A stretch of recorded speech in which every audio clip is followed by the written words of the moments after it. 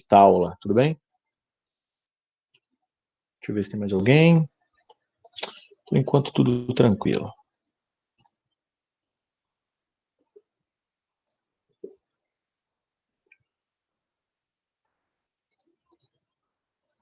Bora lá, então. Eu vou compartilhar a tela com vocês e a gente começa a trabalhar, tranquilo? Uhum.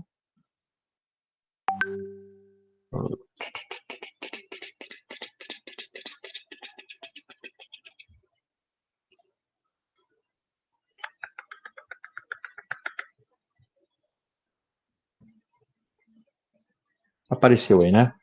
Vamos lá, então, vamos trabalhar? Deu aí o horário para a gente começar a trabalhar. Deu uma guardada só para ver se entrava mais alguém, mas eu acho que todo mundo que vai para a aula hoje está junto aí, beleza?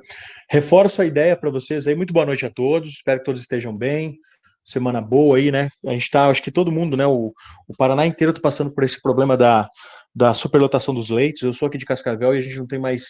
Agora vão abrir novos leitos, mas tá complexa a situação, então infelizmente, a gente tem que voltar com essa contenção para ver se diminui um pouquinho da quantidade de infectados. Pois bem, depois a gente vai falar justamente da questão das cidades, esses problemas relacionados à estrutura das cidades também.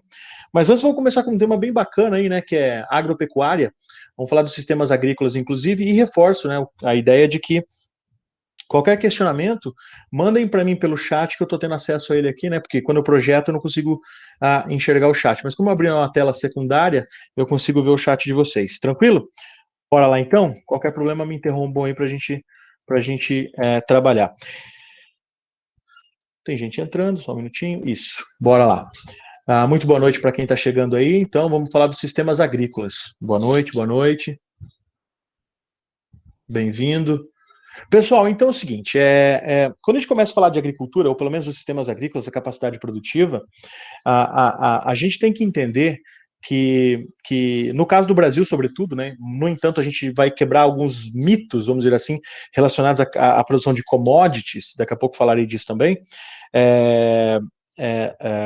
Quando a gente fala do Brasil, que é um celeiro para o mundo, de fato né, o Brasil tem uma capacidade produtiva muito grande comparada, por exemplo, com outros países ou com outras, como é que a gente diz, com outros estados no mundo todo.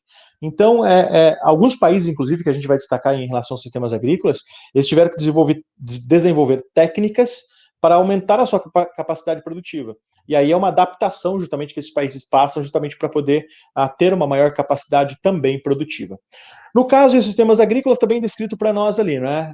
O modo de como os produtores realizam a atividade agrícola em uma determinada área.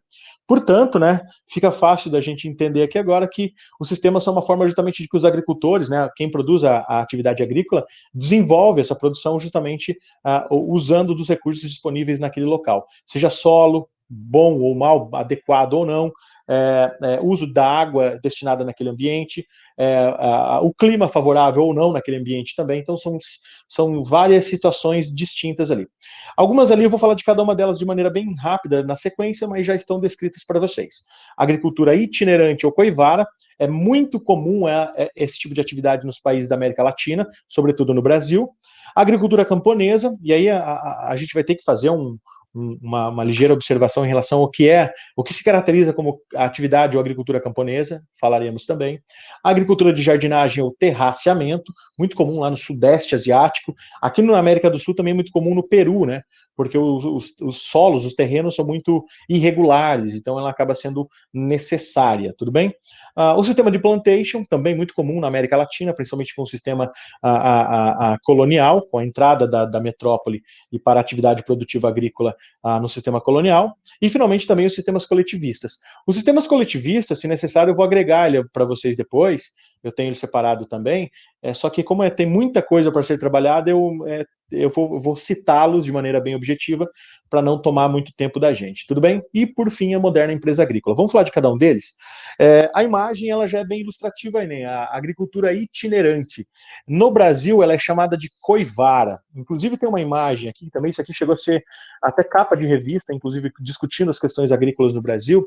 Aí aparece aqui, ó, cultivo itinerante na floresta tropical. A coivara é uma técnica que é utilizada principalmente na região mais ao norte do Cerrado e na região amazônica, onde eles desmatam,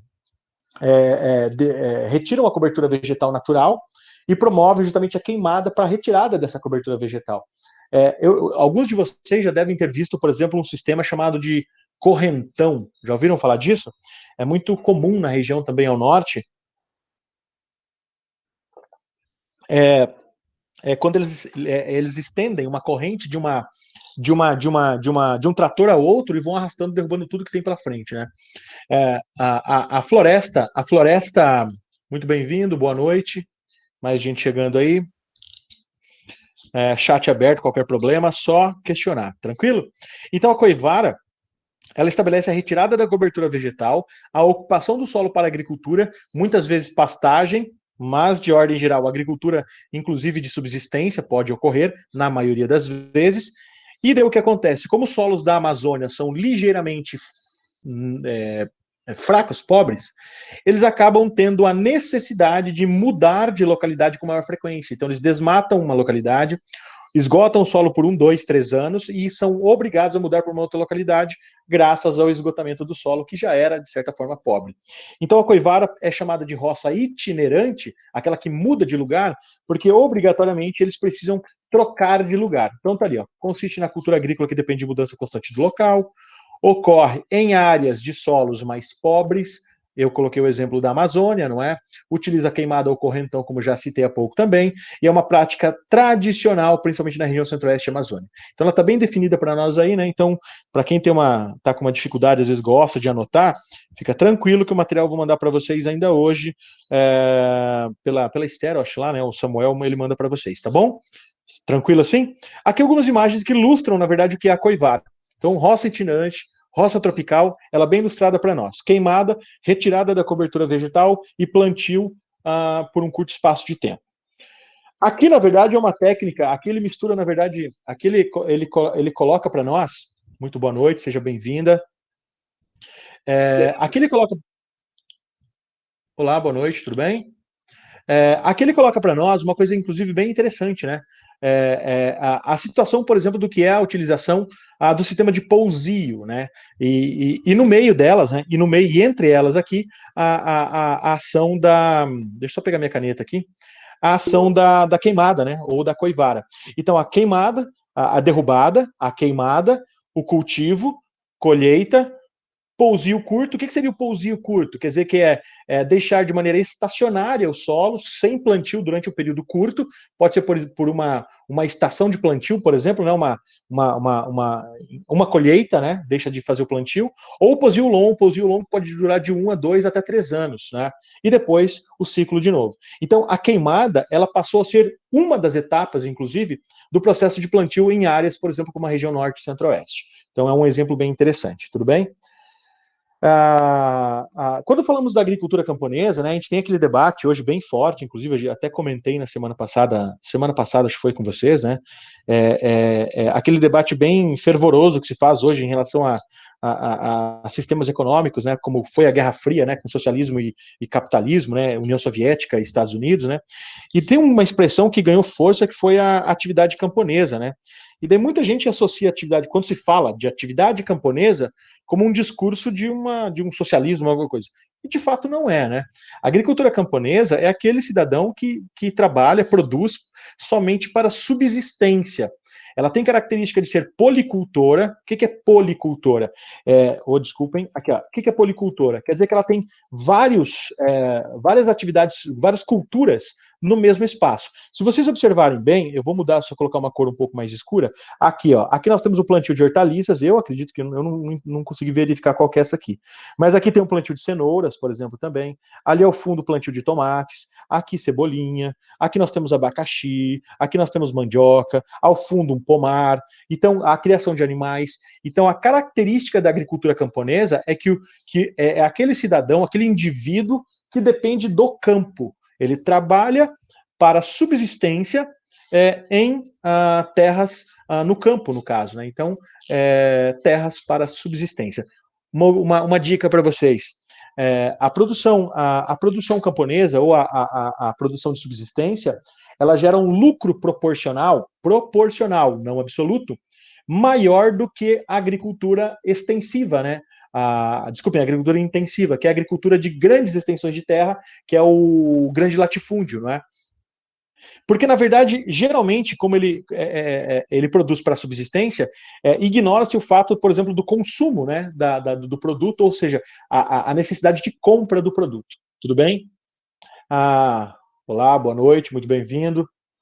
E aí uma coisa interessante também é que, mesmo que ele venda esse produto, como acontece nos mercados, né, em várias cidades, que é a feira do pequeno produtor, você vai conseguir perceber, por exemplo, que o lucro é direto ao produtor, não tem um intermediário. E esse pequeno produtor, quando necessita de vender para as grandes redes, a margem de lucro é menor. E outra coisa, ele produz alimento direto para o consumo, ele não produz commodity. Repito, daqui a pouco eu vou falar um pouco mais de commodity, vai ficar um pouco mais claro para nós. Mas, a grosso modo, a commodity é aquela matéria-prima com baixo emprego de beneficiamento, né? E que ela pode ser negociada, por exemplo, no mercado internacional por bolsa de valores. Então, assim, desde o petróleo até a soja, ela é negociada como commodity na Bolsa de Valores. No caso de uma propriedade familiar, né, a propriedade camponesa, como está o nome aí, ela tem como característica justamente ser de subsistência. Então tem algumas características aqui, né? Ó. Pequena propriedade, ela não é de grande extensão. Existe uma classificação no Brasil que são os módulos fiscais. O módulo fiscal, que antigamente era chamado de módulo rural, ele foi criado ainda lá no governo militar, em 64, pela Lei 4.504, que estabelecia uma espécie de classificação do tamanho das propriedades. E daí, assim, uma unidade, que seria justamente o módulo fiscal, é a menor unidade produtiva que forneça subsistência a uma família de até 4 pessoas. Portanto, assim, uma pequena propriedade, por exemplo, ela pode ser classificada com até 4 módulos fiscais. Uma média propriedade, ela vai de 4 até 15 módulos. Uma grande propriedade já tem mais de 15 módulos fiscais. Só para você ter uma ideia, um módulo fiscal, ele é variável por região. Aqui na região do Paraná, que vai de Laranjeiras até Cascavel, Toledo, Medianeira, um módulo fiscal tem 15 hectares. Ele leva em consideração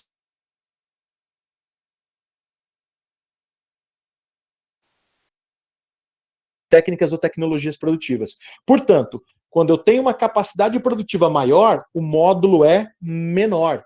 Quando eu tenho uma capacidade produtiva menor, o módulo é maior. Portanto, aqui, na nossa região oeste do Paraná, um módulo fiscal tem 15 hectares. Na Amazônia, um módulo fiscal tem 95 hectares. Então percebe-se que lá, porque o solo é pobre, há uma dificuldade, por exemplo, em relação aos sistemas de transporte, falta de tecnologias e assim por diante.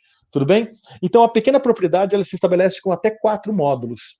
Tranquilo? Aqui na nossa região pode chegar no máximo, então, como a gente pode perceber, a 60 hectares. Ela é policultora, como eu já citei anteriormente, não é?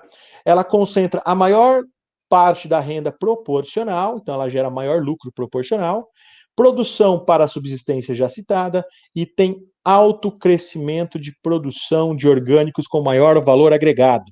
Então é assim, as nossas regiões, eu acho que todo mundo está acostumado aqui no Paraná, né? A gente mora numa região com cidades pequenas, né? Então todo mundo está acostumado com aquela ideia de que a gente consome produtos que vieram direto do campo.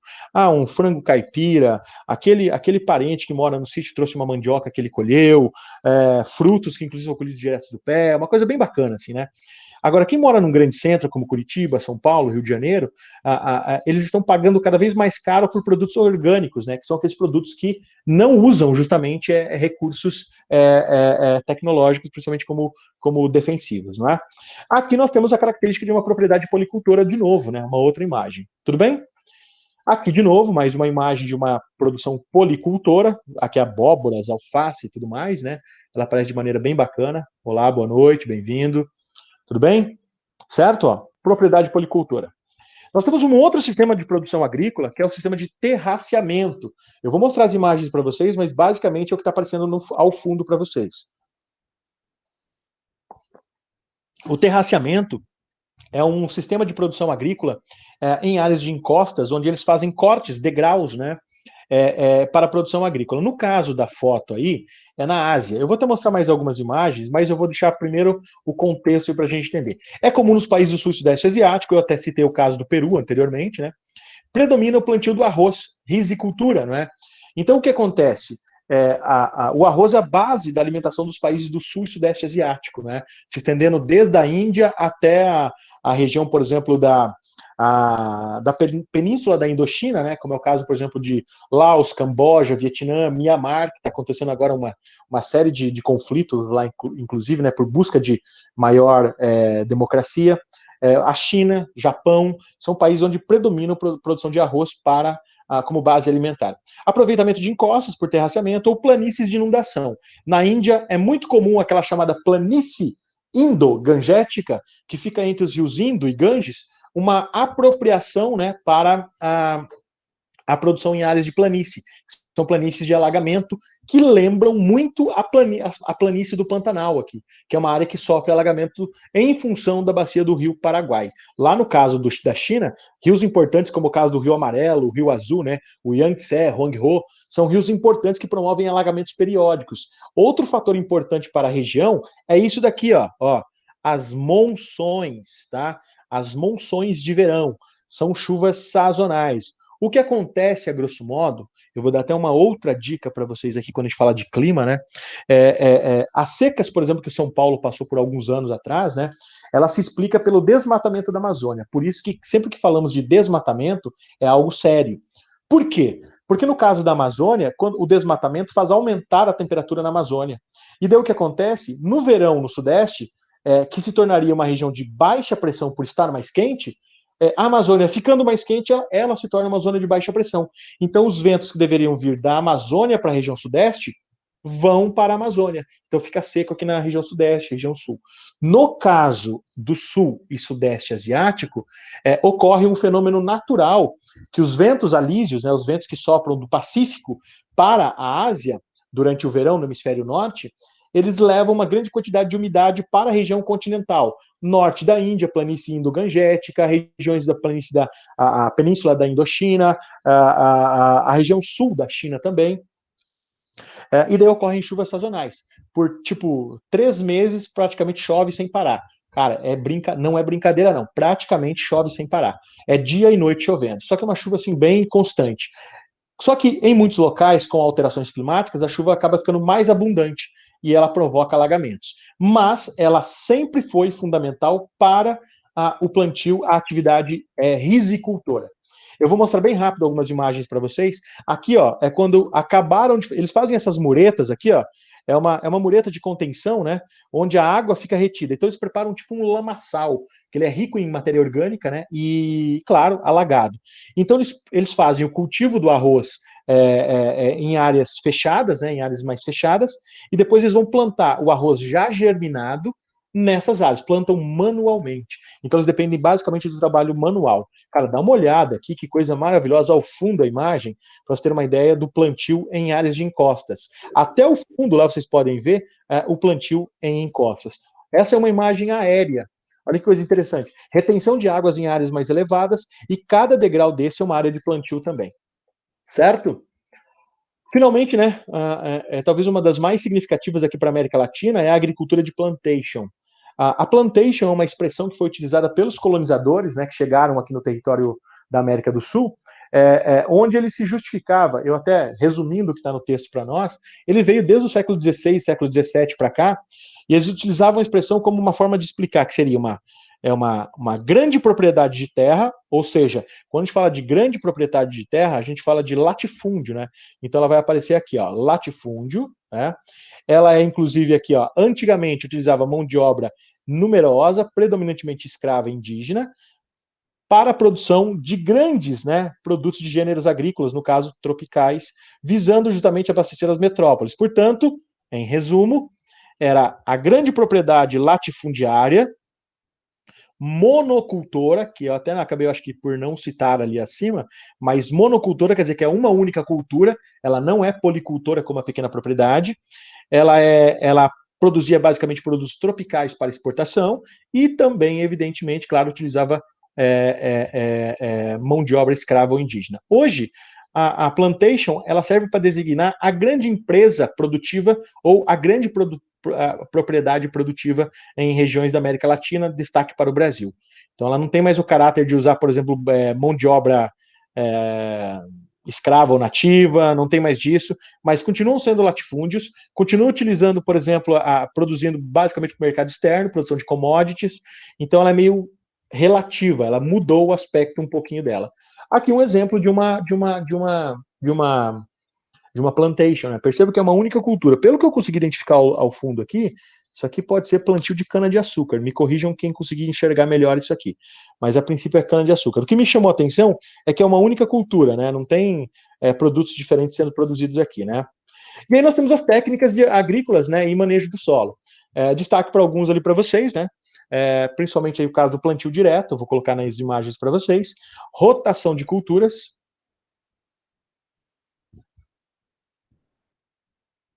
Oi, eu não tinha visto ali, tá? Boa noite, Helenice, tudo bem? Olha só, não tinha visto o chat, eu acabei fechando sem querer. Mas aqui, o plantio direto, rotação de culturas, cordões de vegetação permanente e o quebra-ventos. Eu vou citar principalmente os dois primeiros, que são os mais utilizados em território brasileiro, tudo bem? Vamos dar uma olhadinha rápida? Ó, o plantio direto, ele é chamado, em algumas regiões, de plantio na palha. Por que ele é chamado de plantio na palha? O nome já disse, vocês podem ver na foto ali, né? O plantio é feito logo depois, né, o período curto de tempo, após a colheita, né? Ou seja, quando tem aquela palha no chão ainda, né, os toquinhos das plantas ainda ali, eles fazem um plantio direto. Por que é feito esse plantio direto? Olha como aparece na imagem para vocês. O plantio direto é feito justamente para preservar o solo em relação à atividade, à ação pluvial, né, ação das chuvas. Então, o solo acaba sofrendo menos danos com as chuvas, e também, claro, né, após a decomposição justamente da matéria orgânica, acaba reabastecendo o solo com alguns nutrientes. Então acaba sendo importante também. Uma outra, né, que eu coloquei as duas primeiras, então, né, rotação de culturas e a anterior que eu falei que seria justamente plantio direto. A rotação de culturas é uma forma justamente de promover um reestabelecimento dos nutrientes do solo, levando em consideração que cada uma dessas culturas, ó, a gente aqui foi dividido o solo em quatro, né? Então nós temos uma área produtiva em quatro. Então produz-se num período soja, no outro período milho, depois muda para o trigo, numa estação, por exemplo, como é o caso do inverno, cultura de inverno, depois o tremoço, né? A ideia, na verdade, da produção de cada um deles é que a soja, por exemplo, consome um determinado tipo ou uma determinada quantidade de nutrientes, o milho outra, e cada vez que há uma rotação de culturas, o solo acaba conseguindo se reestabelecer. Eu não coloquei naquele enunciado aqui, na anterior ali, mas uma coisa que é muito importante, é muito comum aqui no Brasil, porque nós temos plantio também em áreas de declive não muito acentuado, a formação ou a construção das chamadas curvas de nível, né? E a curva de nível é formada por duas unidades, né? O camalhão, que é a área de elevação, e o rebaixamento, né? E o rebaixamento, olá, boa noite, bem-vindo, bem-vinda no caso, né? E o rebaixamento, que seria o canal. Eu vou mostrar na imagem para vocês aqui e a gente vai entender o porquê disso. Primeiro está descrito ali, né? Ó, diminuir a velocidade de escoamento superficial da água, já vou mostrar porquê disso. Diminuição e a retirada da cobertura laminar do solo, diminuir a retirada de uma cobertura laminar do solo e aumentar ou mesmo manter a drenagem adequada do solo. Pessoal, olha só que coisa legal. Aqui nós temos, por exemplo, uma área de declive, ó. Se eu seguisse o declive do relevo aqui, ó, eu vou perceber, por exemplo, que a água, em períodos de grandes chuvas, a água carrega uma camada laminar, é uma lâmina, né, do solo, e acaba levando essa camada que é rica em nutrientes, que é a camada superficial do solo, para áreas mais baixas, que é o vale de uma área produtiva. Então, o que acontece? Daí o agricultor constrói esse camalhão, que ele nada mais é do que a construção de uma lombada, aqui, ó, a lombada, que é o camalhão, e esse canal aqui, ó, o canal é onde vai promover a retenção da água. Essa água, quando retida aqui, ela acaba se infiltrando no solo, aumentando a capacidade de umidade do solo. Quando ela ultrapassa o camalhão, ela perde velocidade. Então ela acaba tendo uma ação erosiva menor. Tudo bem? Olha o que acontece num solo quando não é feita, por exemplo, um tratamento do solo adequado.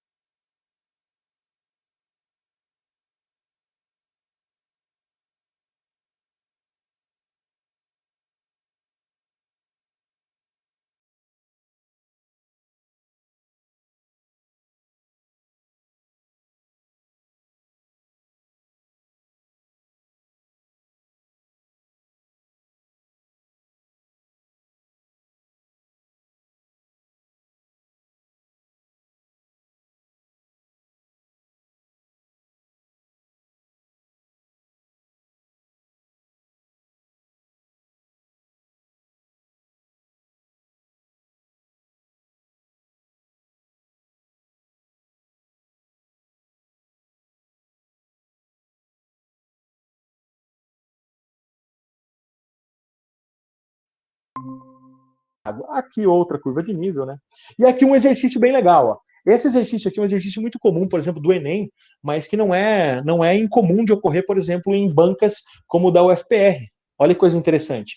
Porque, na verdade, é um aspecto extremamente direto da ação antrópica, né? Um reflexo da ação antrópica, retirada da cobertura vegetal, aumento do escoamento superficial e, evidentemente, claro, o aumento de um processo de arenização. Então ele diz lá, ó, o esquema representa um processo de erosão em encosta, ou seja, a água escoando para áreas mais baixas. Que prática realizada por um agricultor pode resultar em aceleração desse processo? O que o agricultor faz que pode acelerar o processo de escoamento, arenização, enfim? O plantio direto? Não, né? Porque a gente viu que o plantio direto mantém justamente a umidade do solo. A associação de culturas, quando o cara planta culturas diferentes, onde algumas acabam tendo retenção, raízes mais profundas, elas acabam tendo maior proteção do solo. Portanto, não é uma associação de culturas. Quer dizer que culturas diferentes no mesmo ambiente. Né? Tem um local aqui no extremo norte do Brasil que eles utilizam uma prática chamada agrosilviculturismo. Não, agrosilvipecuária, que seria agricultura, plantio de árvores para corte, produção de madeira ou celulose e papel, e pecuária no mesmo ambiente. Então, é uma coisa assim, cara, muito. É uma forma inteligente, inclusive, de tratar o solo. Né? Além disso, claro, agrosilvo pastoril, esse mesmo. Ah, esse mesmo. Eu troquei a palavra, obrigado pela correção. Isso aí mesmo. Cara, que massa, hein? Valeu, Hari. Essa expressão mesmo. Falei certo o nome? Hari? É isso? Desculpe se eu errei. Olha só, implantação de curvas de nível, que é o que a gente viu anteriormente, portanto, ela auxilia na retenção da água, não é isso? Aração do solo, do topo ao vale. A aração promove justamente a retirada da cobertura vegetal, revolvimento do solo e exposição das camadas mais inferiores, tornando o solo mais frágil. Portanto, a aração do solo em áreas de encosta, do topo até o vale, é o que promove justamente uma facilitação disso. Terraceamento na propriedade é a construção de curvas de nível também, né? Como é o caso dessa imagem aqui que a gente viu anteriormente, né? Dessa aqui, ó. Opa, dessa aqui. Esse é o terraceamento. Então, isso aqui diminui o escoamento superficial, inclusive. Meus caros, impactos dos agrotóxicos. Uma discussão tem sido muito frequente, inclusive em várias provas, quando se fala sobre agricultura, é o impacto dos agrotóxicos, né? Só para vocês terem uma ideia, a FAO, que está descrita lá no topo para vocês, né? A FAO é a Fundação das Nações Unidas para a Alimentação e Agricultura. Então, o que acontece? Aqui aparece ó, o uso de defensivos por hectare cultivado, quilo por hectare. O Brasil está aqui, ó, nós temos em primeiro lugar aqui os Países Baixos, né? Para quem os Países Baixos são assim chamados porque eles são formados por várias províncias. Dois deles são Holanda do Sul e Holanda do Norte. Então a gente chama de Holanda, mas o correto seria Países Baixos. Fica a dica aí também. Bélgica, né? Os países ali da região do Baixo Reno-Ruhr, que fica na costa mais a oeste da Alemanha, ali, por exemplo, também, né? Depois a Itália, né? Depois seguida ali de Montenegro, Irlanda, Portugal, Suíça, Eslovênia, o Brasil, olha lá, né? O Brasil seria, na verdade, ali a nona maior, o nono na colocação em produção ou consumo de agrotóxicos por hectare. Dá uma olhada nessa imagem aqui, o custo, né? Emprego de agrotóxico por hectare em relação dólar hectare. O Japão, né, que tem um custo maior, chega a utilizar mais de 1.200 dólares por hectare de agrotóxicos. No Brasil, a média de 200 dólares. Não é um valor muito baixo, dada a condição do dólar atualmente no Brasil. Então, acaba tendo um custo muito alto. Isso explica, por exemplo, por que as commodities, a produção agrícola, a produção alimentar, principalmente com o uso de defensivos, tem se tornado muito mais cara no Brasil também. A gente tem visto, por exemplo, que o arroz impactou o arroz, o feijão, impactou, por exemplo, na cesta básica, e esse é um bom exemplo. Tudo bem? Aqui os agrotóxicos comercializados no Brasil. Eu recebi um texto há um tempo atrás, de um pessoal que ficou muito indignado porque chamam de agrotóxico. Na verdade, muitos podem chamar de defensivo, mas a ideia é que ele tem, sim, uma característica tóxica, isso é fato, e é utilizado na agricultura, é só por isso. Então, ele em grande quantidade, ele é tóxico, ou mesmo contato com ele. Senão, o agricultor não precisaria ficar todo paramentado para fazer a aplicação. Mas, enfim, olha o glifosato ali, ó, a quantidade utilizada ali, ó, as vendas em toneladas, né, 1.000 toneladas. Então, 185 milhões de toneladas do glifosato em território brasileiro, que é o mais consumido, inclusive. E aí nós temos a intoxicação por agrotóxico no uso agrícola, né? Olha a região com maior, ou as regiões com maior intoxicação por uso de agrotóxicos vão desde a região sudeste aqui, ó, né, até a região sul aqui, ó, as áreas com maior, inclusive, intoxicação por agrotóxicos. Falamos, como eu disse, a gente tem que andar um pouquinho mais à frente aí, né? Outra questão importante também em relação à técnica agrícola, mas assim, as relações, inclusive, como a propriedade, nível de produção, o nível tecnológico, relações de trabalho e destino da produção. Lá no topo, né, propriedade da terra, ela pode ser pequena, média ou grandes propriedades, como falei lá no começo da aula. O nível tecnológico pode ser, por exemplo, com uso intensivo de máquinas. O fator principal aqui é o capital. Hoje o Brasil tem um fator muito forte como capital para a produção agrícola. Nós temos produtos orgânicos, né, ou produção de orgânicos, onde o fator principal aqui é a terra, né, como a maior produção, e o braçal, que é utilizado naqueles terraços lá na Ásia, onde o fator principal aqui é o fator humano. Ou seja, quando o ser humano, né, ele tem a capacidade produtiva. Então, você não depende só do capital para investimento em máquinas, insumos, você não depende da terra, grandes extensões, mas você depende do conhecimento humano para a capacidade produtiva. Relações de trabalho que ocorrem no Brasil. Muita gente já deve ter ouvido falar de parceria ou de meeiros. Meeiro, né? É uma palavra que deriva de metade, né? De metade. O meeiro, na verdade, ou o parceiro, é aquele cara que faz, na verdade, uma espécie quase que de um. Diferente do arrendamento, mas muito parecido, é quando ele promove justamente a produção. A produção em uma parte, em uma área produtiva, e ele divide a produção como uma forma de pagamento pelaquela área utilizada. Então vamos dizer assim, uma troca de favores entre o proprietário da terra e aquele cara que não tem a terra, mas quer produzir. O arrendamento é uma forma de aluguel da terra. Tudo bem? Bem simplificado. É quando você aluga a terra para alguém produzir. Daí o cara planta o que ele quiser na terra, claro que você pode especificar o que pode e o que não pode também. E o trabalhador rural é aquele que trabalha por empreitada. O melhor exemplo que a gente tem, cada vez menos a gente tem no Brasil isso, mas ainda era o melhor exemplo, era principalmente o boia fria, né? Aí o trabalhador por empreitada. Ah, professor, mas meu pai tem uma terra ali, uma pequena propriedade, né? E ele é um trabalhador rural também. Sim, ele é um trabalhador rural, mas ele é o proprietário da terra. Esse caso do trabalhador rural, a gente está falando daquele que não é o proprietário da terra e ele só usa da sua força de trabalho, né? Vende a sua força de trabalho para ter a sua subsistência. Nós temos aqui então também o destino da produção, o mercado local, muitas vezes é feita justamente por pequenos produtores. O mercado regional já ele vai de pequenos produtores a médios produtores, basicamente hortifruti. E o mercado nacional e internacional, a produção de commodities que eu falei anteriormente, aí ela depende do grande produtor. Ou seja, aí a venda é feita em dólar, né, meus amigos? Aí o que acontece? O cara vende para o exterior, vendendo em dólar, e na conversão o cara tem uma lucratividade muito, muito acentuada. Uma outra questão também que tem sido martelada, muito martelada nos últimos anos em provas aí, é a questão dos transgênicos, né? Transgênico é uma coisa bem delicada.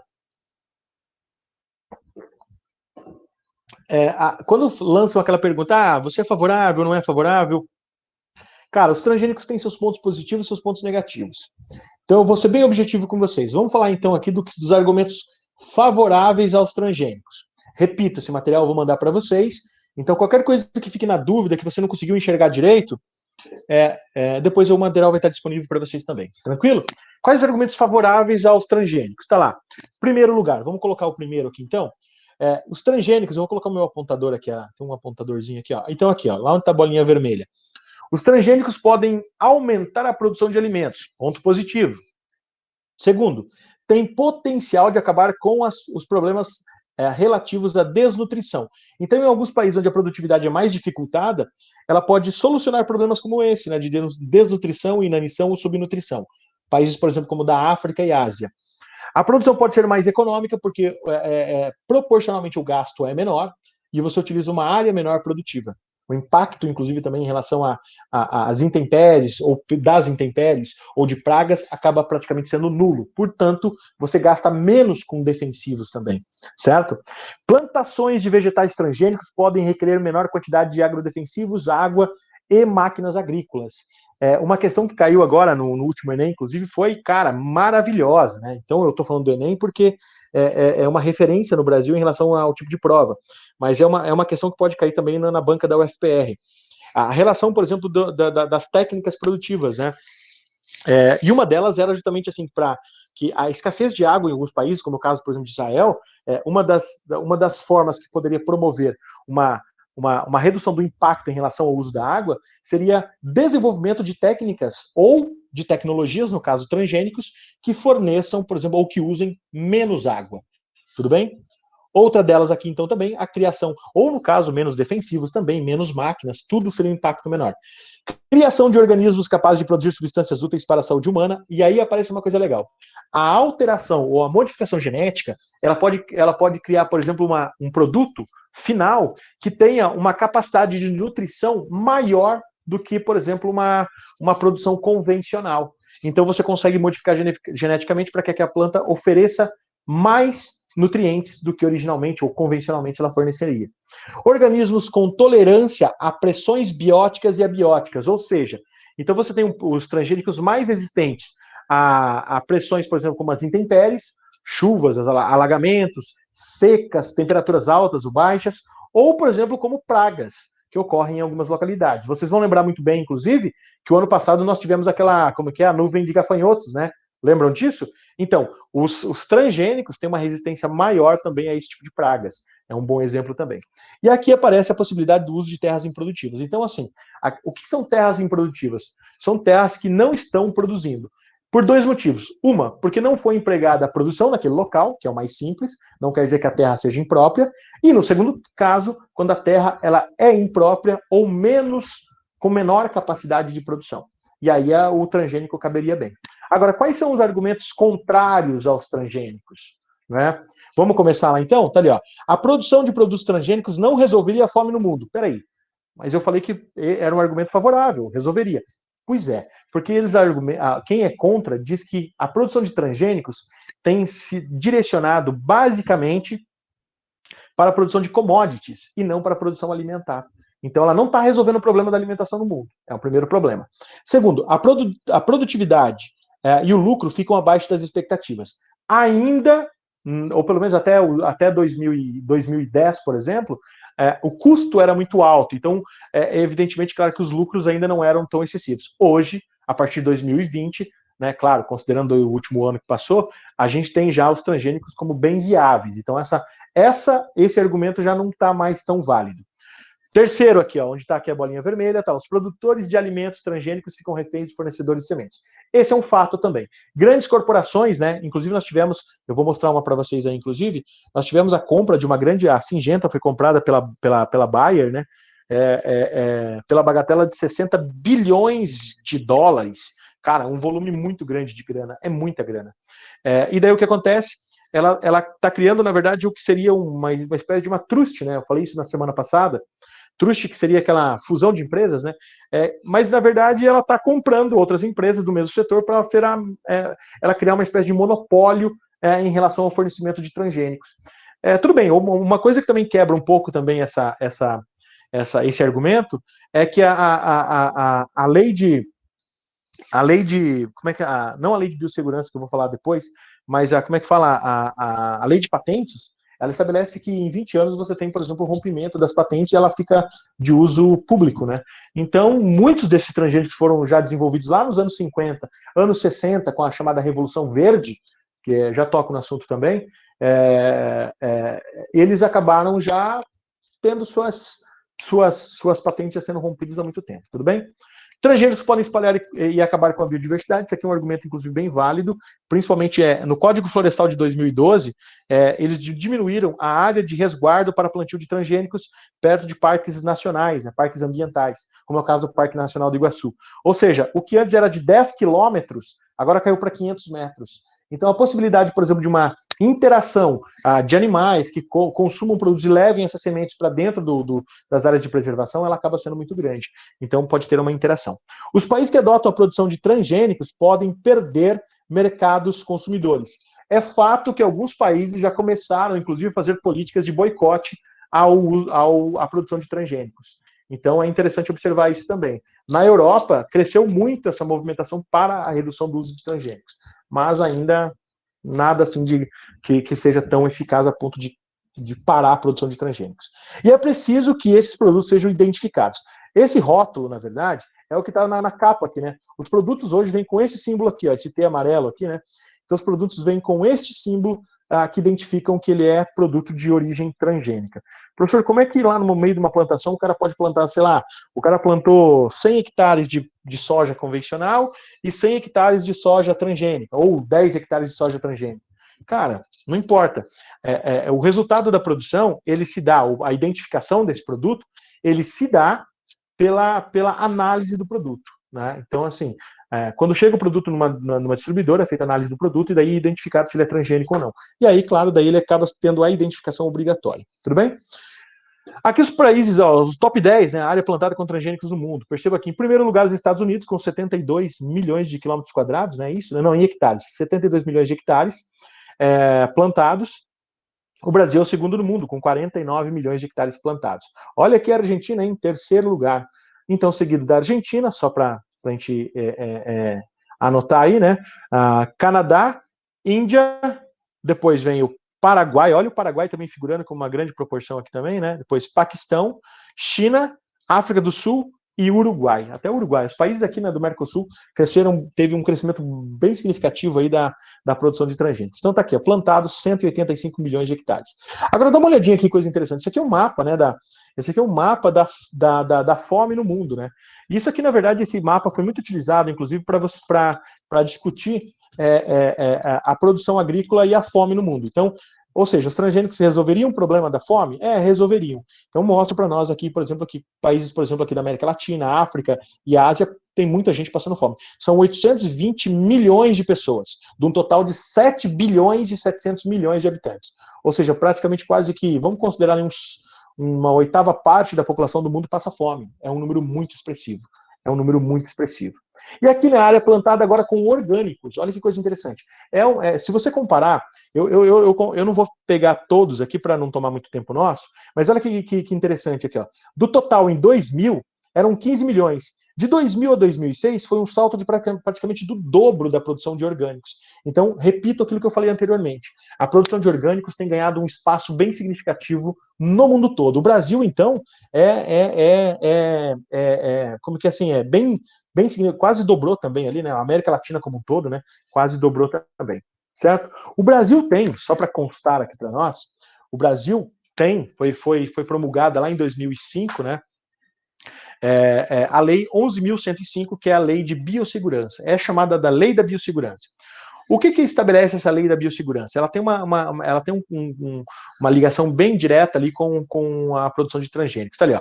Liberou a produção de transgênicos e transferiu toda a competência sobre questões relacionadas aos organismos geneticamente modificados para o CTN-Bio, que é um órgão justamente que faz a fiscalização, Comissão Técnica Nacional de Biossegurança. Então, ela faz a fiscalização do uso, do plantio, do resultado, dos impactos dos transgênicos no Brasil. Então, agora é responsabilidade do CTN-Bio, tudo bem?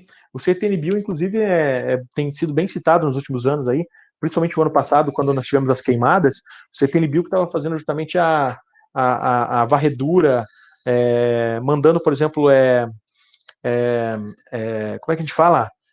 Brigadistas para fazer para apagar chamas lá na região do Pantanal e tudo mais. Então, assim, é um órgão bem interessante. Meus caros, a imagem ela não é aleatória, é um exemplo, né? Os Estados Unidos, na verdade, ele tem um padrão de produção agrícola diferente do que acontece no mundo todo. Por que ele tem um padrão diferente de produção agrícola, da agricultura no mundo todo? Porque eles produzem naquilo que são chamados de belts, né? Para quem já conhece bem aí, né? Então são os cinturões de produção agrícola, né? Então nós temos ali então bem destinado para nós aqui, né? Olha só, nós temos o cinturão, vamos por ordem aqui, o cinturão do trigo, né? O chamado de wheat belt, ele ocorre principalmente nessa área central dos Estados Unidos, da fronteira com o Canadá, que é chamada de Prairie, ou a Grande Planície norte-americana, né? Aqui predomina uma atividade de trigo, sobretudo até o outono. No inverno, praticamente fica impossibilitada, porque toda essa área fica congelada. Aqui nós temos produção também de inverno, a capacidade ocorre aqui também. Cinturão do algodão, essa aqui onde aparece em roxo, desde o do estado do Texas até os estados aqui da Carolina do Norte, Carolina do Sul, ele pega os estados do Sul. E a gente pode considerar que o Cotton Belt é talvez um dos mais emblemáticos cinturões produtivos dos Estados Unidos, né? Ele, na verdade, foi o emblemático também por causa daquela questão da guerra de secessão dos Estados Unidos, né? A Guerra Civil Americana, onde o norte, né? Essa região aqui dos Grandes Lagos, aqui, ó, essa região que estou circundando, era uma região já industrializada, né? Ou com capacidade de industrialização já crescendo, e o norte era agrícola. Então, olha que coisa interessante. Aqui industrial, vendendo para o mercado interno, defendendo uma mão de obra assalariada para manutenção de um consumo interno, enquanto que os produtores de algodão aqui, eles exportavam para a Inglaterra, lá da Revolução Industrial. Portanto, eles não dependiam do consumo interno, então a mão de obra escrava. Então o conflito se deu por um abolicionismo e, claro, a necessidade de uma maior participação política justamente das populações. Então, o algodão nos Estados Unidos chama atenção por causa disso também. E agora, de maneira muito mais objetiva, nós temos aqui produtos subtropicais, cítricos, por exemplo, aqui, né, até a Península da Flórida, aqui é o chamado Golfo do México, onde tem uma produtividade de cítricos muito grande. Os Estados Unidos é o maior consumidor de suco de frutas do mundo. O Brasil começou com essa cultura recentemente.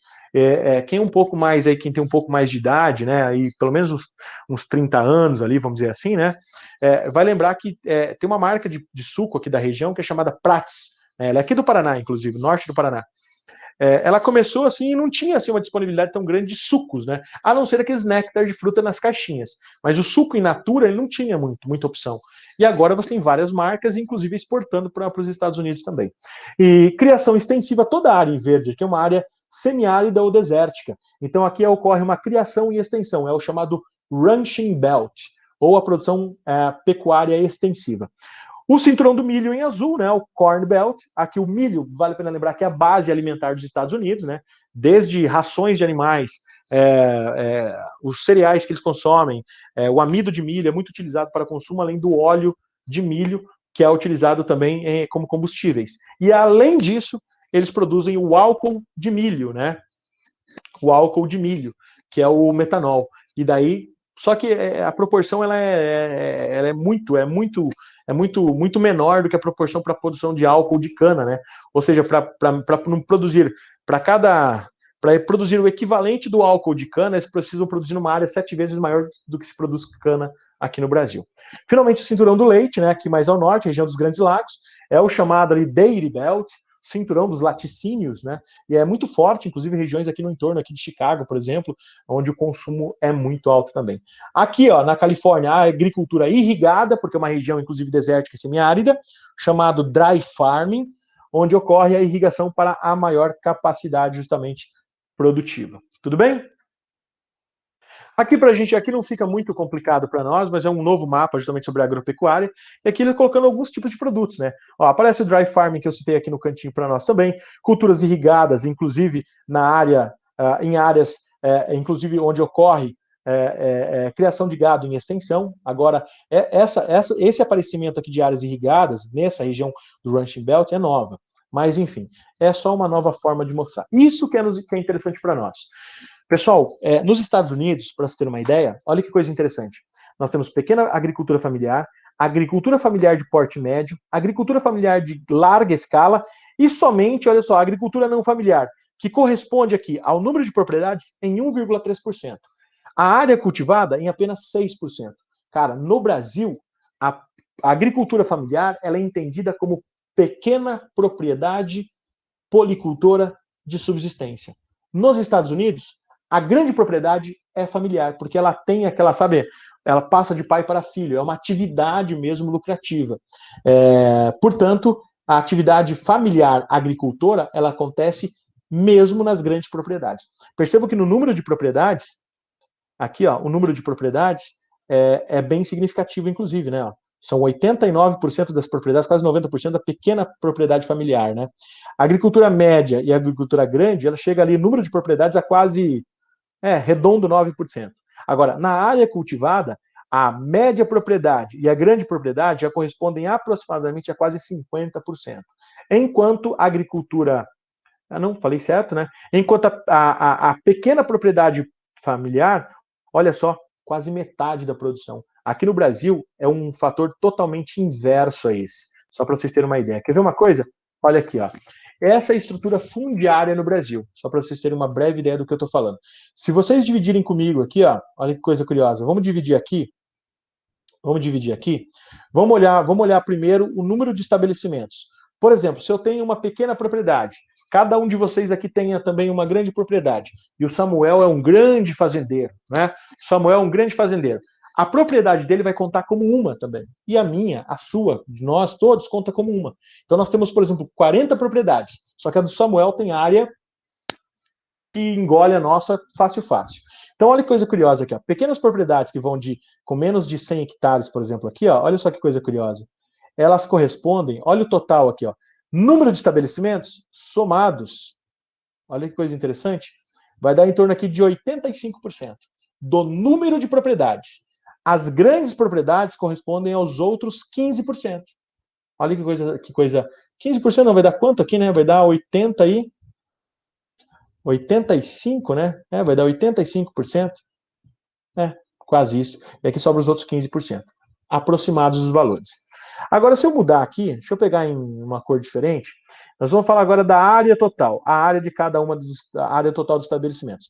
As pequenas propriedades somadas, elas têm uma área, ó, elas têm em número de estabelecimentos 85%. Né? Em área, elas têm aproximadamente 17%. Agora, as grandes propriedades que somadas têm 15%, elas, em número de propriedades, em área, elas têm perto de, vai dar quanto aqui? 82% da área produtiva do Brasil. Isso aqui é sinônimo de concentração fundiária, concentração de terras. Tudo bem? E aí, né, o que eu havia comentado antes, né? Olha aqui, ó, estabelecimento familiar em azul, né? E em vermelho, estabelecimento patronal, que é grande propriedade. E aqui tem a renda total dos estabelecimentos rurais, reais por hectare ano. Então perceba, por exemplo, aqui, que é uma proporção, reais por hectare. Então, o cara pode ter 1 milhão de hectares, mas vamos considerar a proporção por o que cada hectare produz para ele. Percebam que o estabelecimento patronal, em todos os casos, né, em todas as regiões, ó, Nordeste, Centro-Oeste, região Norte, Sudeste, Sul, em todas, ela tem uma lucratividade menor. Na região Sul, a margem, então, é a maior de todas, onde a pequena propriedade familiar, ela tem uma lucratividade maior. Tudo bem? Aqui, só para você ter uma ideia, né, a área média dos estabelecimentos rurais em hectares é lá em 2002 ainda, tá? Olha só, a área das propriedades familiares, olha como ela é pequena aqui, ó. Ela é muito pequena. Enquanto as patronais, elas têm, ó, a região centro-oeste e região norte, são as que apresentam a maior concentração de terras. Então se atentem para isso, que é uma coisa bem legal da gente observar, tudo bem? Pessoal, isso aqui na verdade era só um argumento que eu ia utilizar, mas é o mesmo gráfico que eu utilizei antes. Esse gráfico aqui, né? Ó, aqui do lado, ó, esse que a seta está apontando aí, né? É o mesmo gráfico que eu tinha mostrado aqui, ó, esse daqui. Ele só tá o que estava na horizontal, agora ele está na vertical aqui, ó, tá? Não muda nada. A única coisa que eu quero fazer o destaque aqui, na verdade, são os principais produtos agrícolas dos Estados Unidos, que faz concorrência com o Brasil, inclusive, né? Ó, soja, aparece ali, milho, carne bovina, o Brasil é um grande exportador, né? Daí algodão, o Brasil tem uma produção também que não é tão significativa assim, né? Em relação ao topo da cadeia da capacidade produtiva. Principais mercados para exportação de agrícolas dos Estados Unidos, né? Então, aí, só para você ter uma ideia, a gente fala assim, mas os Estados Unidos não é grande produtor, não é grande exportador. Principalmente os países do NAFTA, ali do norte, né? Que é a área de livre comércio da América do Norte, Canadá e México, fazem apoio aos Estados Unidos. A União Europeia é um grande parceiro. E olha só que coisa curiosa, a China também é um grande parceiro. Além da Coreia do Sul, que é um parceiro histórico dos Estados Unidos, e o Japão também. Certo? Aqui, ó, é a safra, né? Só para você ter uma ideia, como eles têm batido recordes. Mas agora a gente até falou bastante dos Estados Unidos, já não é uma coisa tão interessante. O que nos interessa é isso daqui, ó. O que nos interessa é isso daqui. Vejam a capacidade dos maiores exportadores, né? Em bilhões, tá? Então, a valorização da capacidade produtiva em bilhões de dólares. Olha aqui, ó, 848 bilhões de dólares, a Europa é o maior exportador do mundo. Seguido, então, ali, claro, só que você concentra todos os países da União Europeia. Nós temos aqui, então, os Estados Unidos em segundo lugar e o Brasil em terceiro lugar como maior exportador no mundo. Só que daí entra uma lógica interessante, né? Olha que coisa interessante. A Europa exporta 848 milhões, mas ela importa 858. Então ela está num déficit da balança comercial agrícola. Ou seja, ela está devendo. Os Estados Unidos têm um superávit de apenas 12 bilhões. Desculpa, corrigindo. Estados Unidos nem aparece aqui, ó. Corrigindo. 182, os Estados Unidos têm um saldo, na verdade, né, que seria um superávit, aproximado, vamos considerar ali, vai chegar a pouco mais de 25, 26%, né, 26 bilhões. Já o Brasil, cara, é esse que eu quero mostrar para vocês. O Brasil está aqui e o Brasil não aparece, para você ter uma ideia, na segunda lista. Ou seja, porque o Brasil não é um dos maiores importadores de produtos agrícolas. Então o Brasil tem por mais que o volume não seja o maior frente à Europa e Estados Unidos, mas o Brasil tem um superávit na balança comercial agrícola, quer dizer que ele exporta muito mais do que ele importa, o que mantém a economia brasileira sempre ali, ó, estável. Então os agricultores têm sim uma função, né, uma parcela significativa em relação à economia do Brasil. É isso que eu quero que vocês se atentem, certo? Finalmente, né, os maiores exportadores agrícolas, então aqui só em os três primeiros aqui, ó. União Europeia, que eu já citei, Estados Unidos, que aparece em segundo lugar, e terceiro, Brasil. Na verdade, é só um gráfico para ilustrar onde eles estão, mas sem grandes problemas, né? Uma coisa que chama atenção, e eu acredito que muita gente até não sabe disso, ou não tinha se atentado para isso, é a capacidade produtiva da Europa. A única coisa que eu quero que vocês entendam é isso aqui. Cadê? Onde que aparece aqui? Aqui, ó. Número de pessoas empregadas nos setores agrícolas, silvícola e nas indústrias afins, ou seja, derivados ou a agroindústria. Então, olha que coisa interessante. Só para você ter uma ideia, aqui aparece a quantidade de pessoas que são empregadas. Aqui, ó, 26 mil proteção de cultura, 50 mil na saúde animal, né, 52 mil em sementes, produção de sementes, 95 mil em adubos, 110 mil no setor de alimentos para animais e 135 mil para a operação de máquinas. Depois ainda entra aqui, ó, agricultura direta, produção alimentar, silvicultura, ou seja, comunidades locais que dependem disso também, transportes. Então, é uma rede de ocupação justamente do setor de geração de emprego através da agricultura. Meus queridos, para a gente finalizar essa parte da agricultura, eu vou falar um pouquinho do Brasil de maneira bem rápida aqui, né? Então, nós temos argumentos favoráveis à produção. Por que o Brasil é um exportador de alimentos? Tá ali, ó. Extensa área agricultável ainda improdutiva, quer dizer que não é ocupada para a produção.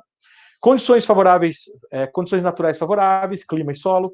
Centros de pesquisa, desenvolvimento de sementes, formação de mão de obra qualificada, engenheiros, agrônomos, entre outros. E desfavoráveis, altos custos e precariedade do setor de transportes. Isso aqui é grave no Brasil. Elevada carga tributária, ou seja, o imposto no Brasil é muito alto.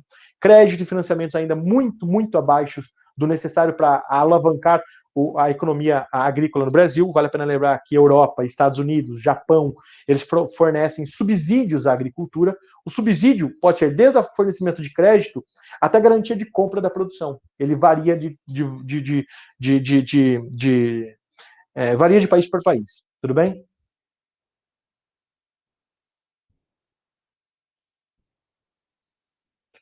Olá, boa noite, bem-vindo. Pessoal, não sei se alguém me questionou agora se os slides estão em algum site. Não, não estão. Na verdade, eu que ajusto ele, eu que arrumo eles, mas assim, eu vou fornecendo para vocês, para quem está na aula, eu vou fornecer ele ao final da aula, tá bom? Eu vou deixar ele do jeito que está aqui, eu vou fornecer para vocês, tá? A única coisa que eu vou compactar ele que é transformar em PDF para poder mandar por WhatsApp, senão ele não cabe. Combinado assim? Qualquer problema lá me chamem também. Pessoal que tem meu telefone aí, cara, sério, sem problemas. Manda para mim, me questiona, me pergunta, me pede alguma coisa, tira dúvidas. Estou à disposição de vocês. Tranquilo? Vamos lá, então, vamos continuar? Só para fechar aqui, então. Olha só, e claro, falei de crédito e financiamento, olha aqui, ó, que coisa linda. O que eu acabei de falar.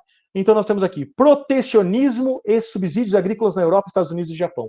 Então, o subsídio fornecido por esses países acaba enfraquecendo a capacidade justamente de exportação do Brasil.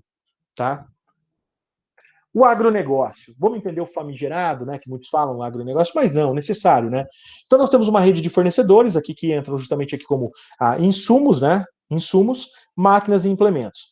A agropecuária como com a capacidade produtiva, processamento e distribuição que vai para a agroindústria, a indústria propriamente dita. A agroindústria é aquela que, inclusive, tanto a agroindústria como a indústria propriamente dita, ela produz derivados, inclusive. No caso da agroindústria, ela produz, por exemplo, como o caso de alimentos, né? Pega empresas como Frimeza, Lar, deixa eu lembrar de mais alguma, Coopervale, a Copavel, Coamo, as cooperativas de ordem geral, elas beneficiam esse produto para ir ao consumidor final. No caso da indústria, que depende de produtos de ordem agropecuária, é para produzir produtos que vão para outras indústrias. E, claro, distribuição e serviços, com emprego de grande quantidade de pessoal também. Então, a produção agropecuária brasileira está bem classificada aqui para nós. Né? A política agrícola deve ter como objetivos básicos, está aqui, ó, abastecimento do mercado interno, isso aqui, na verdade, é uma regra, vamos dizer assim, para que haja uma alavancada da produção agrícola num determinado território, fornecimento de matérias-primas para a indústria, então a agricultura ela serve para fornecer matérias-primas para a indústria, ingresso de capitais por meio de exportações, a produção de commodities, sustentabilidade socioeconômica e ambiental, justamente atrelada às comunidades locais. E aqui ao lado, né, nós temos então o exportador, né, destaque para as commodities, aquela matéria-prima, né, com baixo beneficiamento ou mesmo in natura, ela vai exportada diretamente para alguns países. O Brasil é o grande exportador do quê? De café, açúcar, soja e suco de laranja. Citei há pouco também. Subsídios, né? Então nós temos para exportação, com facilidades para o processo de exportação, melhoria principalmente na relação de impostos e nas relações internacionais, inclusive, tá? E também, claro, no mercado interno, alguns produtos como milho, mandioca e feijão em destaque são os de maior produção porque atendem basicamente o mercado interno. Alguns produtos desses, por exemplo, eles acabam não tendo uma grande visibilidade lá fora. Fechou, meus caros, essa parte? Vamos para outra agora. Vamos falar de demografia. Demografia eu não trabalhei com vocês ainda, né? Então vamos trabalhar um pouquinho aí bem de boas. Eu vou falar de maneira bem objetiva das teorias demográficas, né? Tá aqui, ó. Eu vou dar um destaque. Resumidamente, o que trata a teoria malthusiana? Ela é chamada de teoria malthusiana porque ela foi proposta lá no final do século XVIII, né, logo depois, né, quando começou os trabalhos dele, na transição do século XVIII para o século XIX, por esse cara aqui, ó, Thomas Robert Malthus, tudo bem? E aí o que acontece? Resumidamente, a conclusão está aqui embaixo, ó. Ele dizia que a produção de alimentos cresceria num ritmo menos acelerado do que o crescimento populacional. A população cresceria num ritmo mais acelerado. Portanto, num curto espaço de tempo, nós teríamos uma crise alimentar. Tudo bem? Olha só. A ideia central da teoria de Malthus, olha que coisa interessante. Rapidamente para a gente entender. Controles preventivos. A gente está falando de quando mesmo? Vou voltar aqui, ó. Opa, deixa eu voltar aqui, ó. Olha quando que a gente está falando aqui, século XVIII para o século XIX. Então, para ele, a ideia para reduzir a natalidade, não se pensava em métodos contraceptivos, somente casamentos tardios. Por que casamentos tardios? Porque casando mais tarde, você entraria na vida sexual ativa mais tarde. Portanto, você teria um menor número de filhos. Era a lógica utilizada por ele no século XVIII para o século XIX. E quando a gente fala de controles positivos, aí tem que tomar um cuidado com isso, tá?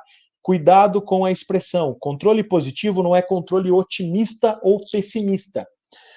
O controle positivo da população, já que estamos falando de controle, você tem que pensar que a população tem que diminuir. Para diminuir, não basta só diminuir a natalidade, eu tenho que fazer com que a população morra. Ah, mas eu vou matar todo mundo? Não. Mas alguns eventos auxiliam isso, né? Então a diminuição da população está diretamente ligada à fome, que gera redução da população, guerras de extermínio, como as guerras que aconteceram no século XX, pragas que levam à fome e que levam à mortalidade. Miséria que leva à fome e que leva à mortalidade. E epidemias e pandemias. Perceberam isso? Cara, isso aqui é a fala do Thomas Robert Malthus é lá do século XVIII para o século XIX e ela aparece aqui de novo como uma forma de controle populacional também. E alguns líderes acham isso normal. Ou seja, alguém vai ter que morrer mesmo. Não, não é assim. Não é assim. Não pode se pensar dessa maneira. A gente tem que pensar num controle, uma política de controle de natalidade. Aí eu concordo. Meus caros, está aqui, ó. Eu coloquei uma observação para vocês bem aqui, ó. Coloquei uma observação bem aqui. Malthus era um dos expoentes do liberalismo econômico após a Revolução Industrial, certo? Ou seja, para ele, o Estado deveria ser mínimo. O que é um Estado mínimo? É o Estado com a menor presença na vida do cidadão ou do indivíduo. Portanto, eu cobro menos impostos, mas eu devolvo menos serviços. Por exemplo, saúde, não tem saúde pública, não tem transporte público, quer dizer, tem, mas você paga por ele. Não tem, por exemplo, educação pública, tudo é privado. Tudo bem? E daí o que acontece? Logo, a conclusão que você tem é que condenou as iniciativas paternalistas do Estado, ou seja, o Estado máximo é condenado por Malthus. E ainda hoje, muitos dizem que os pobres são pobres porque têm muitos filhos e não dá para fazer nada por eles.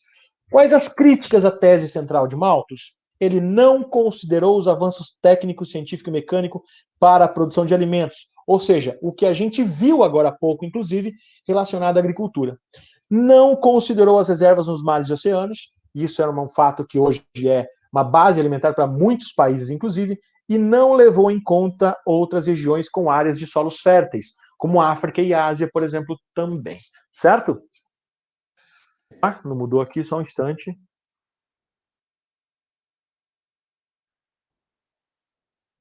Aqui.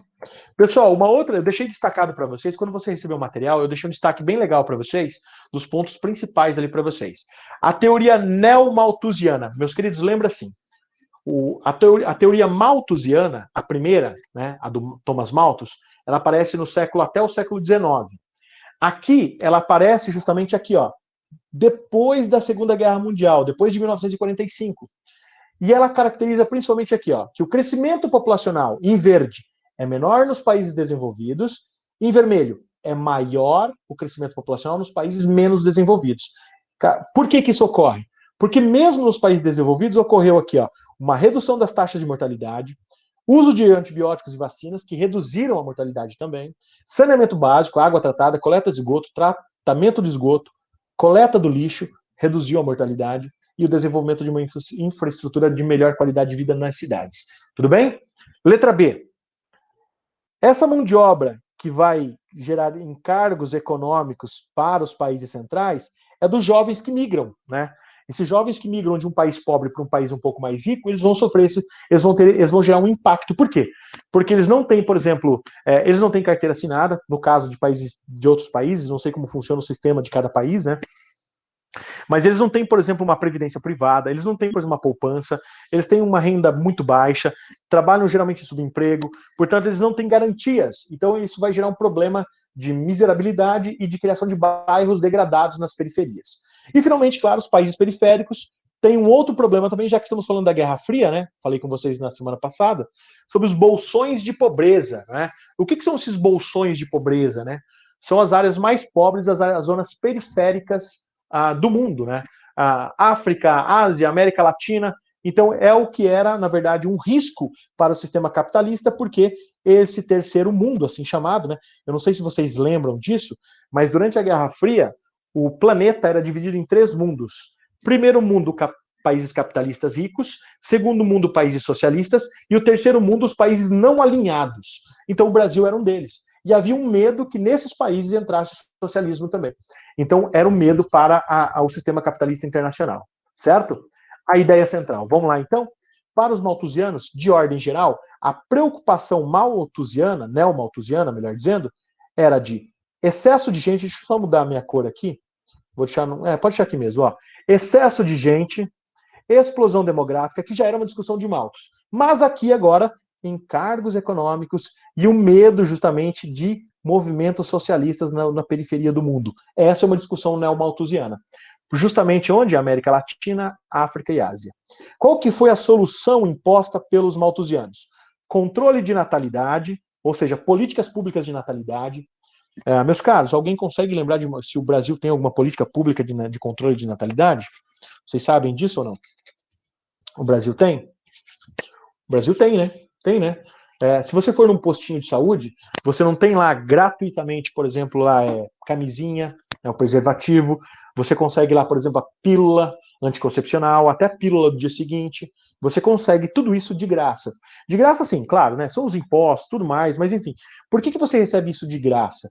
Porque, na verdade, a intenção do governo é que é mais barato investir caixas e caixas de camisinha, de preservativo, de pílula, uso do DIU, do que eu cuidar, por exemplo, de uma gestação, ou, por exemplo, de um parto, ou da criança em crescimento com educação, saúde para essa criança, alimentação, e depois, inclusive, na vida adulta, em casos específicos que o Estado ainda tenha que ser tutor desse cidadão. Então, as políticas públicas devem existir para encurtar os gastos do Estado. Não reprimir abortos ilegais, meus queridos, eu não estou falando que eu concordo com isso, mas essa é uma solução imposta por eles. Quer dizer que eles estão dizendo que reprimir abortos ilegais, não reprimir, melhor dizendo, levaria possivelmente também à morte da mãe, ou seja, redução populacional. É drástico, eu sei disso. Mas principalmente está aqui, ó, esterilização em massa de mulheres, com laqueaduras e ligaduras de trompas. A ideia era, mesmo sem o consentimento das mulheres, fazer uma ligadura de trompas. Cara, isso aqui é uma violação do corpo da mulher, né? Mas ela, tanto que é uma teoria, inclusive a ideia, ela é muito condenada no meio demográfico, vamos dizer assim, tá? A tese central, então, rápido crescimento populacional seria um obstáculo para o desenvolvimento econômico de um país, trazendo problemas como pobreza, fome, miséria, ligadas a altas taxas de natalidade. Então era preciso combater a natalidade. Olha que coisa interessante aqui, ó, né? Olha que coisa curiosa. No início da era cristã, ou seja, quando Jesus nasceu, viveu, o mundo tinha 250 milhões de habitantes. Quando Malthus viveu, para você ter uma ideia, ou quando surgiu a teoria dele, no mundo havia 1 bilhão de pessoas. Quando, pós-Segunda Guerra Mundial, a teoria neomalthusiana, ela aparece quando o mundo tinha 2 bilhões de habitantes. Em 2000, no início do século XX, em 2000, chegamos a 6 bilhões. Em 31 de outubro, exatamente em 31 de outubro de 2011, chegamos a 7 bilhões de habitantes. Hoje somos 7 bilhões, quase 800 milhões de habitantes no mundo. Só para você ter uma ideia, perto de 55% da população do mundo está na Ásia. Índia e China são os bons exemplos. Tá? Aqui, ó, teoria reformista. A última delas, a penúltima delas. Rapidamente, número 1, as elevadas taxas de natalidade não são causa, né, mas do atraso ou da pobreza, mas são uma consequência. Então, o cara é pobre justamente como uma consequência da falta de políticas de distribuição de renda. Miseráveis não são responsáveis pela miséria ou por terem muitos filhos. Aqui, né, cabe um asterisco, porque o cara sabe que está tendo filho, mas ele não entende do que é planejamento familiar. As altas taxas de natalidade, inclusive aqui, né, só aqui nos países desenvolvidos, corrigindo, nos países desenvolvidos, as taxas de natalidade são menores, porque ela está diretamente, justamente aqui, ligada a uma melhor padrão e qualidade de vida da população. Portanto, o cara tem acesso a uma educação adequada, uma saúde adequada, orientação adequada, reduz a natalidade. Tudo bem? O número 4, olha só que interessante. O atraso e a pobreza também têm origem em processos históricos. A divisão internacional do trabalho, eu falei com vocês na semana passada. Ou seja, é uma relação entre exploradores e explorados, metrópoles e colônias, não é? Então, o que acontece? O Brasil ou países da América Latina estão diretamente atrelados a esse processo de colonização. Então, por isso que as taxas de natalidade eram mais elevadas. No Brasil, hoje, mais nem tanto, mas era um argumento bem utilizado. E, obviamente, eles dizem que o maior contraceptivo, né, está relacionado aos investimentos públicos em qualidade de vida, não é? E, por fim, ó, eu vou resumir para vocês, está aqui, ó, teoria ecomalthusiana, tá? A teoria ecomalthusiana defende a ideia de que é preciso preservar os recursos do meio, e, para isso, é preciso ter uma redução da população, porque aumentando a população, aumentará o uso dos recursos do meio. Então, eles destacam aqui, ó, meio ambiente, né? Preservação do ecossistema, desenvolvimento sustentável, reservas extrativas e ocupação racional. A explosão demográfica iria na contramão de tudo isso, com aumento do desmatamento, aumento da poluição, desperdício de água, caça e pesca predatória e comercialização de espécies nativas. Países centrais, né, usam justamente de recursos ou desses argumentos, né, justamente para conseguir concessões de países da periferia do mundo, né? Isso é um argumento bem utilizado. Então, é interessante perceber que mesmo em países desenvolvidos ou em desenvolvimento, como o caso do Brasil, a consciência ambiental ela parte de camadas da sociedade mais elevadas. Camadas mais pobres da população acabam não tendo esse apelo ecológico. Por quê? Porque o cara tem que se preocupar em se alimentar, o cara tem que se preocupar em trabalhar. Então ele acaba deixando de lado esse apelo ecológico. Justificável, né? Não sei se vocês concordam comigo, né? Pessoal, isso aqui é legal. Isso aqui é a transição demográfica, só para vocês entenderem. Nós temos os estágios aqui, né? Nós temos os estágios. E o que acontece? Isso aqui, na verdade, ó, uma coisa bem curiosa, minha dica para vocês.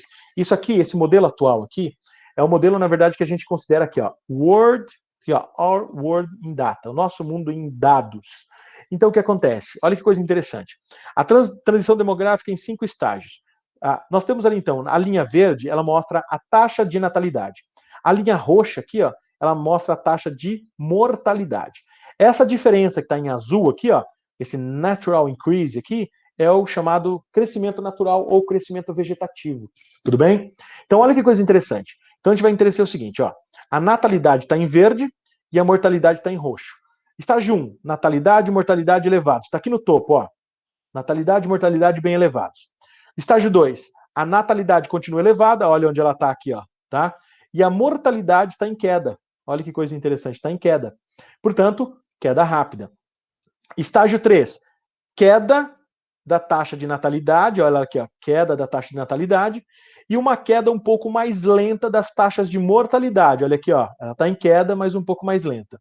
No estágio 4, lento e lento, tanto para a natalidade quanto para a mortalidade. E daí no estágio 5, rising again, quer dizer que ele está aparecendo de novo, né? Então, quer dizer, a natalidade ela sobe de novo aqui e a taxa de mortalidade ela acaba ficando um pouco mais lenta, o que revela isso aqui, ó, total da população no mundo, ela está em constante, o que a gente pode considerar como constante crescimento. Olha ela aqui, ó. Isso aqui é um resultado de toda essa análise do gráfico para nós. Perceberam? Aqui é a mesma coisa, só que aqui ela está fazendo uma relação do Brasil, né?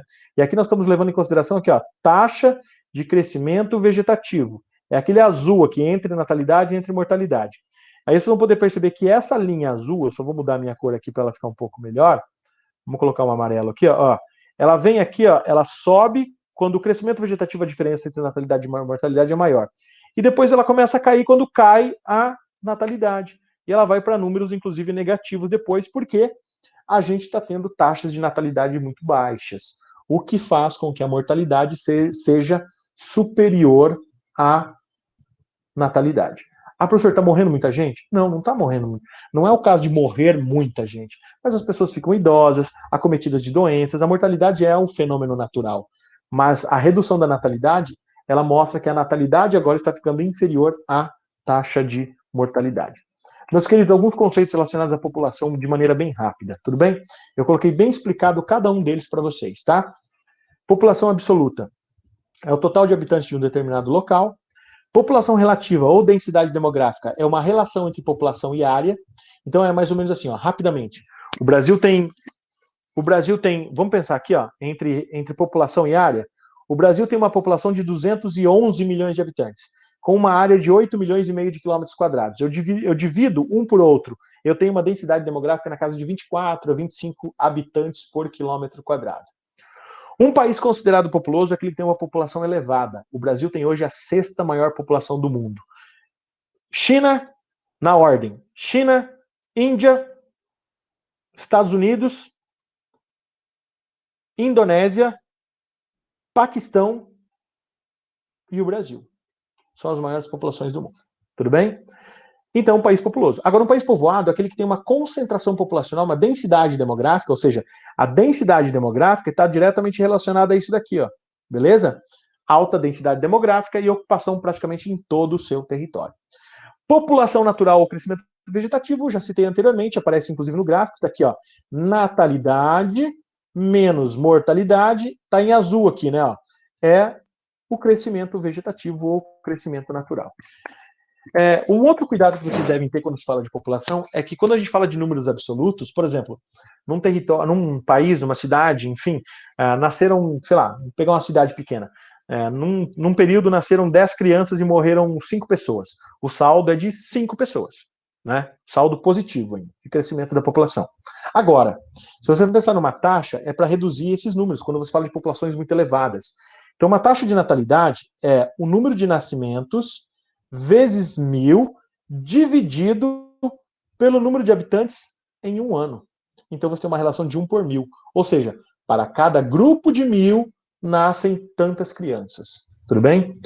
Taxa de mortalidade é a mesma coisa do de cima, só que agora troca nascimentos por mortes. Vezes 1.000, dividido pelo número de habitantes, em um ano você tem uma relação também de 1 por 1.000. Não é uma porcentagem. E finalmente agora, né, vamos falar um pouquinho mais da densidade demográfica do Brasil, né? Esse aqui é o do último censo realizado no Brasil, de 2010, onde ele mostra justamente aqui a maior concentração populacional do Brasil, ou a distribuição, né? Corrigindo, a distribuição populacional do Brasil. Percebam que numa faixa aqui que eu estou delimitando aqui, de mais ou menos perto de 1.000 quilômetros do litoral, é onde nós temos a maior ocupação populacional do Brasil. Regiões Nordeste, Sudeste e Sul. Por que a maior concentração está ocorrendo nessas regiões? Primeiro, pelo fator histórico, né? Chegada dos portugueses pela região Nordeste, litoral Nordeste, pronto, resolvido o problema. Mas também as economias elas se desenvolvem no litoral pela chegada de recursos e também pela saída de produtos, né? Exportação e importação. Então, por isso que a maior concentração em dinamismo econômico ocorre nas regiões litorâneas. Agora vamos para os números, né? Olha o Brasil, que coisa maravilhosa. O Brasil aqui tinha uma população, só para você ter uma ideia, uma população estimada, em 1872, quando ocorreu o primeiro censo demográfico, de 9,9, né? 10 milhões de habitantes. O Brasil promoveu uma política de imigração a partir de 1885, por ali, né?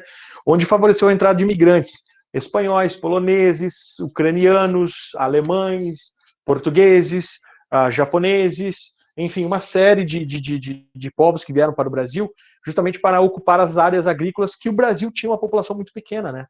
Tanto que nós chegamos aqui, olha que coisa curiosa, a proporção de crescimento populacional lá no início do século XX, aqui em 1900, ó, ela ficava na casa, ó, saltou de 17 para 30 em 20 anos, ou seja, dobrou. Chegou a 100% do crescimento populacional em 20 anos. Se a gente considerar 2000, aqui, ó, 170 milhões, até 2020, vamos considerar aqui 2020 com 210 milhões, nós chegamos a uma proporção da população, um crescimento de 40 milhões. 40 milhões. 40 milhões para um total de 210 milhões vai chegar a uma proporção mais ou menos de, me fugiu agora, vamos ver, vai dar 5, né? 5, talvez uma sexta parte, ou seja, né?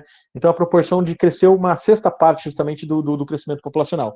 Enquanto lá em 1900 para 1920, em 20 anos, dobrou a população. Mostra que em números absolutos, aqui o crescimento populacional era maior, mas em números, desculpem, proporcionais, ou seja, na porcentagem, aqui o crescimento populacional era maior. Em números absolutos, aqui o crescimento populacional foi maior. Tudo bem? Olha que coisa interessante também. O resultado da população brasileira. A linha que eu vou traçar para vocês aqui agora, essa linha mais alaranjada, ó, ela mostra a evolução da população rural. Olha como ela está aqui. Ó. Ela chegou a um ápice de 41 milhões. E hoje, em 2000 no caso, né? 31 milhões. Não mudou muito em relação a 2000. A proporção, pelo menos. Claro que a população urbana cresceu mais, né? E daí aqui, ó, olha o crescimento da população urbana. Ela foi crescendo aqui num ritmo bem acelerado. A transição ocorreu na década de 60 para a década de 70, onde o Brasil se tornou predominantemente urbano. Tudo bem? Vamos para os números, então.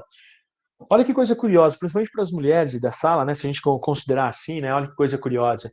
Se você fosse uma mulher entre, pelo menos com até 40 anos de idade, lá na década de 60, por exemplo, tá aqui, ó, seria comum que você tivesse, por exemplo, pela cultura, pela falta de uma série de fatores, né? Seria comum uma média, por exemplo, de 6 filhos. Né? Ah, mas eu não tive filhos. Tudo bem, mas teve outra mulher que teve 12. Então, na média, continua 6 filhos. Tudo bem? Então, assim, era um número muito alto porque o Brasil era predominantemente rural. E nós vimos isso anteriormente. Por isso que eu mostrei o gráfico. Então, o Brasil era predominantemente rural.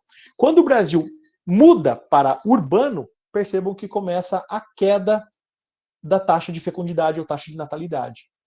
O primeiro fator, a transição para a área urbana. Segundo fator, ocorre aqui, ó, em 1970, com o uso de métodos contraceptivos e a entrada do movimento feminista no Brasil. Ou seja, o feminismo foi fundamental para estabelecer aquela igualdade dos gêneros e, claro, a maior participação da mulher no mercado de trabalho, no setor estudantil, qualificação profissional. Então, o que acontece? A mulher deixa de ser somente aquela que cuidava da casa, dos filhos, do marido, e agora ela está trabalhando, está estudando, ou seja, igualdade. E a coisa muda. Quer dizer que a mulher agora ela tem um espaço mais destinado à qualificação. Tanto que você vai perceber que isso aqui são dados do IBGE, tá? Segundo escolaridade entre 2000 e 2010. Olha que coisa interessante. Olha aqui, ó. Sem instrução, ali no começo, né? Sem instrução e fundamental, ou pelo menos com o fundamental incompleto. Perceba que nós tivemos aqui em 2000 3,43, que foi para 3,09 em 2010. Ó, fundamental completo, vamos colocar a média aqui de 2000, que é melhor? Ó, 2,54 filhos por mulher. Né? Se você colocar o médio completo superior incompleto, 1,34. E o superior completo, 1,14. Então mostra, por exemplo, que quanto maior a escolaridade da mulher, menor é o número de filhos. Tudo bem? Porque, claro, é aquela questão do tempo utilizado para a qualificação profissional. Certo? E finalmente aqui, né? E finalmente, olha que coisa interessante. E vale a pena lembrar, eu não quero soar sequer ofensivo, não quero. A ideia, por exemplo, dos dados estatísticos, eles não conferem, eles simplesmente analisam os números. Então, eles vão mostrar para vocês, por exemplo, que a taxa de fecundidade, ela fala da mulher, porque é a mulher que é a progenitora, só isso. Agora, são números, são dados estatísticos, né? Então, isso aqui não quer dizer, por exemplo, que uma mulher que não tenha se qualificado, alguma coisa, ela vai ter número de filhos muito elevado. Também não. Isso aqui, na verdade, é um dado estatístico pelas análises coletadas pelo censo demográfico lá em 2010. Tudo bem? Então, são só números que expressam isso. Meus caros, eu falei de crescimento vegetativo no Brasil antes, né? Então, vamos falar de novo aqui, ó. Olha só. No Brasil, até 1950, percebe que ele estava em crescimento. Ó. Ele chega a 2,99% da população. Cara, por que cresceu até 1950? Aqui, na década de 50, ocorre, né? O Samuel deve ter comentado com vocês sobre a era JK, talvez, mas aparece lá a abertura econômica com o Juscelino Kubitschek. E daí a abertura econômica, ela promove justamente uma outra questão, a melhoria das condições médico-sanitárias nas áreas urbanas. E aí o que acontece? O número da mortalidade, ele diminui, certo? Diminui a mortalidade. Se diminuiu a mortalidade, o que acontece? A diferença entre nascimentos e mortes aumenta. Por isso que o número ficou bem elevado aqui. A partir dos anos 70, nós temos a introdução dos métodos contraceptivos, portanto, redução da natalidade. E aí nós chegamos em 2000 com 1,64% do crescimento vegetativo no Brasil. Meus caros, esse gráfico aí para nós, ele mostra uma coisa bem importante no Brasil, que nós tivemos há um tempo atrás, na verdade foi o ano retrasado, né? Deixa eu me recordar agora, 2019, né? Nós tivemos a aprovação do pacote lá da nova, como é que a gente fala? Da Previdência, né? Como que chama lá? Reforma da Previdência, não é? E um dos argumentos que foi utilizado por aqueles que foram favoráveis à reforma da Previdência, eu, particularmente, naquele molde, eu sou contrário, ela penalizou demais o trabalhador, mas é uma mera opinião. Então, assim, o argumento era de que a população brasileira ela já tinha atravessado a transição demográfica, onde nós estamos com uma redução da população economicamente ativa. De fato, a taxa de... se vocês observarem lá no número anterior, esse aqui, ó, em 2015, chegamos a 1,7 filhos por mulher. Hoje, estamos na casa de 1,5, 1,4 filhos por mulher. Então, a taxa de fecundidade, ela está muito baixa, não é? Mas, ainda assim, nós temos o bônus demográfico, que está aqui, ó, que ocorre quando o número de crianças e idosos, está aqui do lado, cai em relação ao número de adultos. Claro que nós não temos mais esse bônus demográfico, porque o número de crianças e adultos não está caindo, está aumentando. De crianças e idosos, na verdade, não está caindo. Está aumentando o número de idosos e está diminuindo também o número de crianças. Deixa eu só fazer minha correção aqui. Porque o número de nascimentos diminuiu. Então, o que vai acontecer a um curto espaço de tempo, como reduziu a natalidade, no futuro próximo, 15, 20 anos, não teremos mais força de trabalho abundante como temos hoje.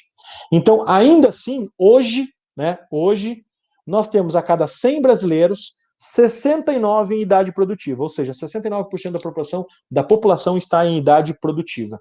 Agora dá uma olhadinha nos gráficos aqui, coisa interessante. Tá aqui, ó.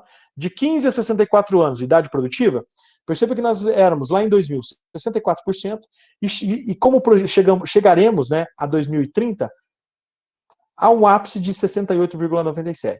E chegaremos lá em 2060 como projeção a 60,24%, na mesma tendência que temos hoje. Agora, olha que curioso, vou mudar de cor aqui, olha que curioso. Nós temos aqui, então vamos falar primeiro dos idosos, olha aqui, ó. Em 2000 era apenas 5,61% da população, certo? Agora, ó, em 2015, há pouco, né, poucos anos, eram 7,9%.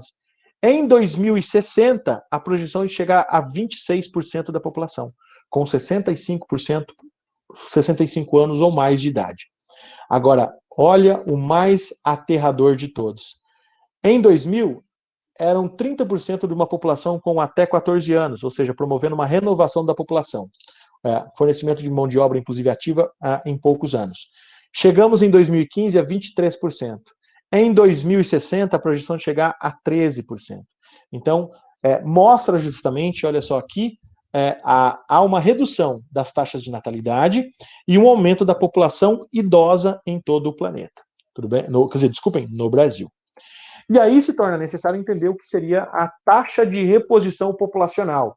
Ela está bem explicada para vocês aí, quando você tiver uma dúvida, você pode dar uma pesquisada, mas a taxa de ordem geral, a taxa de reposição populacional, é, na verdade, uma taxa de 2,1 filhos por mulher em todo o mundo.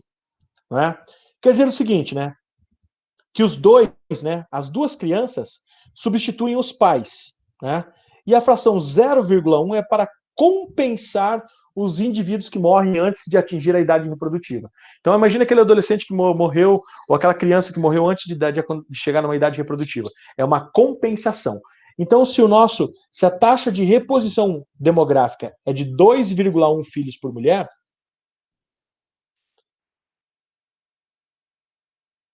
olha de novo aqui, ó. O Brasil está com uma taxa de reposição inferior, ou melhor, uma taxa de fecundidade inferior à taxa de reposição populacional. Isso quer dizer, em resumo, que o Brasil está tendo sua população diminuindo. Cara, bem interpretado para vocês, bem tranquilo, coisa bacana. Para finalizar a finaleira da questão populacional, aí, né, porque eu quero entrar num outro tópico aí também antes da gente terminar, a estrutura etária e sexual do mundo. Isso aqui, na verdade, cada coluna, cada linha dessa aqui, ó, que eu vou marcar aqui agora, cada linha dessa aqui, ó, ela estabelece uma faixa etária. No caso aqui de 0 a 4, 5 a 9, 10 a 14, entre homens e mulheres, tudo bem? Então aqui, ó, o formato piramidal clássico, esse daqui, ó, é de países subdesenvolvidos. Base larga, alta taxa de natalidade, topo estreito, baixa expectativa de vida. Países desenvolvidos, ele tem um formato mais aqui, como é que a gente chama de trapézio, né?